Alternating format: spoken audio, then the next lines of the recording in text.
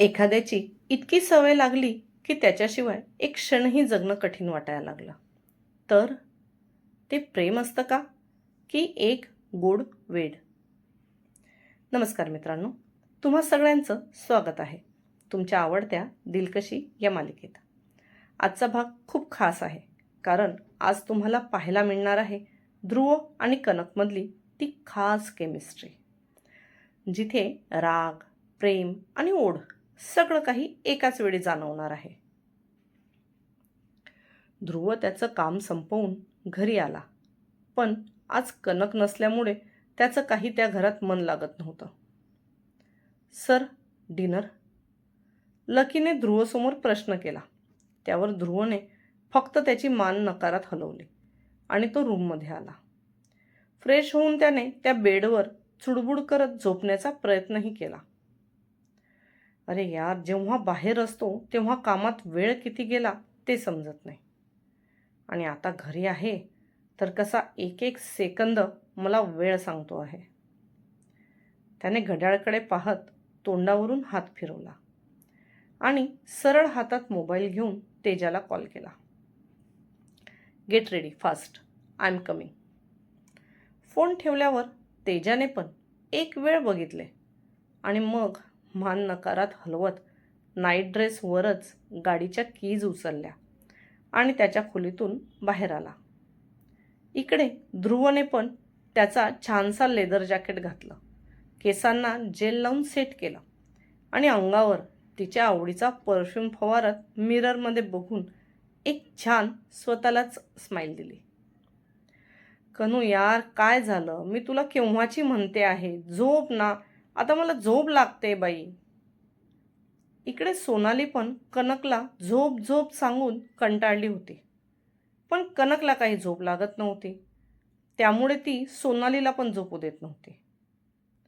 सोना डार्लिंग, आपण पिक्चर बघायचा? कनक आता तिच्या मोबाईलमध्ये रील स्क्रोल करून करून कंटाळली होती, म्हणून तिने मोबाईल ठेवत सोनालीला विचारलं, आत्ता? अरे यार, एक वेळ घड्याळ तर बघ, 12:30 झाले आहेत रात्रीचे. तो नील 10 वाजेला घरी चालला गेला. तू त्याला घरीच जाऊ द्यायला नाही पाहिजे होतं, म्हणजे त्याला पण समजलं असतं नाईट आऊट कशाला म्हणतात ते. तिची झोप खराब झाली आणि तो घरी जाऊन छानपैकी झोपत असेल म्हणून त्याच्या नावाने खडे फोडत सोनाली वटवटली. अगं सोड ग, तसं पण आपण नाईट आऊट करायचं ठरवलं होतं, म्हणजे आपल्याला पूर्ण रात्रभर जागरण करायचं आहे. मग मातेचा जगराता ठेवू बाई, पिक्चर कशाला बघतेस? कनकच्या रात्रभर जागरणावर सोनालीने चिडून म्हटलं. आणि तसं पण तुझा नवरा कंपनीचा ओनर आहे, माझा नाही. तुला सूट मिळेल बाई, मला तर जावंच लागेल ऑफिसला. त्यात माझा खडूस बॉस तर टपलेलाच असतो की केव्हा मी काहीतरी चूक करते आणि केव्हा तो मला त्या उखडात घालून कुटून काढतो. ते काही नाही, तू डोळे बंद कर आणि झोप बरं. सोनालीने चिडून पायाजवळची मॅट्रेस तोंडावर ओढली. तसं कनकने पुन्हा ती खाली ओढत सोनालीला म्हणाली, प्लीज ना यार, लास्ट टाइम एक पिक्चर बघू, मग तू झोपून जा हवं तर. कनकचा फेस बघून आता मात्र सोनाली वैतागत उठून उभी राहिली आणि मग त्या दोघींनी मोबाईल टी व्ही सोबत कनेक्ट करत कनकच्या आवडीचा पिक्चर लावला. अरे, या लाईटला अचानक काय झालं? पिक्चर सुरू होऊन 10-15 मिनिटं झाले असतील की त्यांचा टी व्ही अचानक बंद झाला. अगं, इथे लाईट कधीच जात नाही. तो फ्लॅट सोनालीला कंपनीकडून मिळाला असल्याने सोनाली आश्चर्य करत म्हणाली, मला वाटतं तुझी पिक्चर बघण्याची आयडिया बहुतेक त्या लाईटला पण आवडली नसेल, म्हणून गेली असेल. चल, आपण आता मध्ये जाऊन डोळे बंद करून पडून राहू, झोप आपोआप येईल. सोनालीने बडबडत कनकचा हात धरला आणि ती तिला बेडरूमकडे घेऊन जायला लागली. तसं मागून हळुवार हलकी हलकी धून त्यांच्या कानावर ऐकू आली. तसं सध्या दोघींनी मागे थांबून वळून बघितलं. अंधारात मंद लाईट चालू होता आणि तिथेच एका स्टूलवर बसून ध्रुव त्याच्या हातातल्या गिटारवर हळूवार म्युझिक वाजवत होता. कनकने सोनालीचा हात तिच्या हातातून बाजूला केला आणि ती चेहऱ्यावर स्माईल घेऊन 2 पावलं ध्रुवच्या दिशेने पुढे आली. मागच्या बाजूने छान सॉन्ग प्ले झालं आणि पुढे त्या सॉन्गला ध्रुव त्याच्या हातातल्या गिटारवर म्युझिक देत होता. आपल्या हिरोला फक्त ओरडता येतं, गाणं नाही म्हणता येत. कनक हळूहळू चालत कधी ध्रुवच्या समोरच्या चेअरवर बसली तिलाही समजलं नाही. ती ऐकत होती. ते फक्त त्याच्या बोटांनी छेडलेल्या तारांमुळे तयार होणारे ते संगीत. त्या संगीताने तर आज जणू तिच्यावर जादू केली आणि ती आजूबाजूचं सगळं भान विसरून फक्त त्याच्याकडे बघू लागली. सोनालीला आता तिथे थांबणं योग्य नाही वाटलं, म्हणून ती त्या दोघांना एकटं सोडून बेडरूममध्ये निघून गेली. जसं गाणं संपलं तसं ध्रुवने तिच्याकडे बघितलं तर ती अजूनही त्या गाण्यात अडकली होती. त्याने तिच्याकडे बघत हलकीच स्माईल केली आणि हातातली गिटार तिथे बाजूला उभी करून तो हळूवार पावलं टाकत तिच्याकडे आला. त्याने त्याच्या दोन्ही हातांवर तिला अलगद उचलून घेतलं आणि तिच्या नजरेतच बघत सोनालीचा फ्लॅट सोडला. कनक अजूनही त्याच गाण्यात आणि त्याच्या नजरेत अडकली होती. ती कुठे आहे आणि कुठे जाते आहे याचं तिला भानच नव्हतं. I miss you angel. Kanak एवढी गुंतली होती की घरी आल्यावर त्याने तिला अलगद बेडवर लेटवलं तरी ती अजूनही त्याच्या चेहऱ्याकडेच एकटक बघत होती. आता मात्र एवढ्या वेळचं स्वतःला कंट्रोल केलेलं त्याला राहवलं नाही आणि त्याने पुढे होत तिच्या ओठांवर ओठ टेकवले. तो हळुवारपणे तिच्या ओठांचा आस्वाद घेत होता. जसा त्याच्या ओठांचा स्पर्श तिला झाला तिने अलगद तिचे डोळे बंद केले आणि तिचे दोन्ही हात त्याच्या मानेत गुंफले. आता कनकसुद्धा हळुवारपणे त्याला साथ देऊ लागली. तसं त्याने त्याच्या हातांची हालचाल सुरू केली. त्याचा एक हात तिच्या पाठीवर ठेवून तो दुसऱ्या हाताने हळुवार तिच्या नाईट शर्टचे बटन खोलू लागला.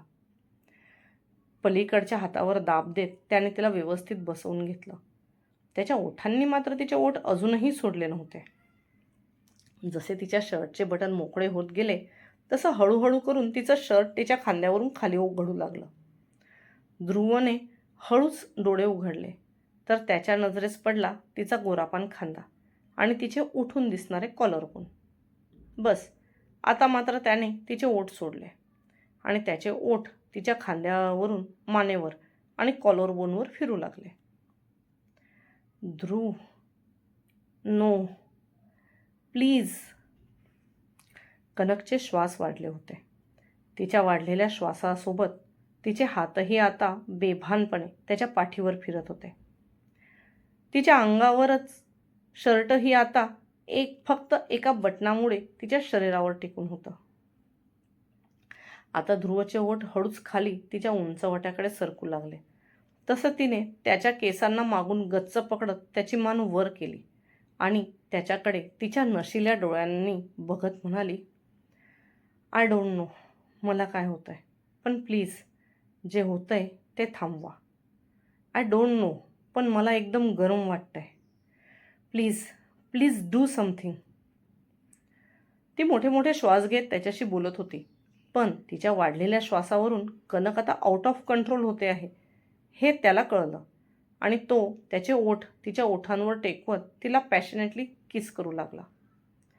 कनकने सुद्धा आता तिच्या दोन्ही हाताने जोर लावत त्याला उलटा फिरवला आणि त्याची पाठ कॉटवर टेकवून ती त्याच्या अंगावर दोन्ही पाय टाकून बसली. पण असे करताना तिने सुद्धा त्याचे ओठ मुळीच सोडले नव्हते. Please stop angel. त्याने तिचे ओठ सोडून तिला छातीशी घट्ट पकडले आणि पुन्हा बेडवर पलटवले. No no Dhruv, it's warm. आय. तिच्या वाढलेल्या श्वासांसोबत तिचे शब्दही गळून पळत होते. It's okay angel. असं म्हणून त्याने पुन्हा तिच्या ओठांवर ओठ टेकवले आणि तिला छातीशीच धरून हळुवारपणे किस करू लागला. हळूहळू आता तिचे श्वास संथ होऊ लागले. तसं त्याने त्याचे ओठ तिच्या कपाळावर टेकवले. Feel better? त्याने तिला हळू आवाजात विचारलं. तसं तिने सुद्धा तिची मान होकारात हलवली आणि त्याच्या भोवती तिच्या हातांनी मिठी मारत तिचं डोकं त्याच्या छातीवर टेकवलं. आय एम सॉरी एंजल, मी खरंच जायला नको होतं, पण मी तुला इतर वेळे एकटं सोडून जाऊ शकत नाही. आणि आता आई आली होती म्हणून मग विचार केला की त्या ब्रँडचं काम लवकर करून येऊ. पण त्या सगळ्या गोंधळात दिवाळी होऊन गेली. डॅड गेले तेव्हापासून माझ्यासाठी दिवाळीत काही विशेष नसतं. त्यामुळे मी दरवर्षीच कंपनीच्या कामात स्वतःला गुंतवून घेतो. पण यावर्षी मी तुझा विचार करायला हवा होता. हे मला तू रुसल्यावर समजलं. I am sorry. मी नेहमीच विचार करतो की मी तुला रागवण्याची एक संधी देणार नाही, पण नकळत माझ्या हातातून चुका होतच जातात. त्याने तिला त्याच्या परीने समजवण्याचा प्रयत्न केला. त्याचं बोलणं ऐकत तिने सुद्धा तो विषय तिथेच सोडून द्यायचं ठरवलं आणि ती त्याला म्हणाली, ठीक आहे, पण यापुढे कुठे जायचं असेल तर मला सोबत घेऊन जायचं, नाहीतर मी पुन्हा नाईट आऊटला सोनालीकडे. अरे सोनाली, सोनाली कुठे आहे? कनक सोनालीला आठवत घाईघाईत उठून बसली. तसं तिच्या अंगातलं शर्ट जे फक्त एक बटनवर होतं ते सरळ गळून तिच्या कमरेजवळ आलं. ओह गॉड, ही मुलगी अशी एक दिवस माझा जीव घेणार. नाही ध्रुव, तुला काहीतरी लवकरच करावं लागेल, ज्यामुळे हिचा त्रास सर्वच्या सर्व पळून जाईल.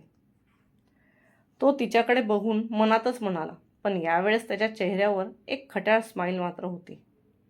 ती जर कनकने बघितली असती तर त्याच्या मनातले विचार तिला लगेच समजले असते. कधीकधी शब्दांची गरज नसते, फक्त एक नजर आणि सगळं काही सांगून जातं. पण या नात्यात पुढे काय होणार ते जाणून घेण्यासाठी पाहत राहा दिलकशी. जर तुम्हाला हा भाग आवडला असेल तर व्हिडिओला लाईक करा, चॅनलला सबस्क्राईब करा आणि बेल आयकॉन दाबायला विसरू नका. आणि कमेंट करून नक्की सांगा तुम्हाला ध्रुव आणि कनकची जोडी किती आवडते. भेटूया पुढच्या भागात.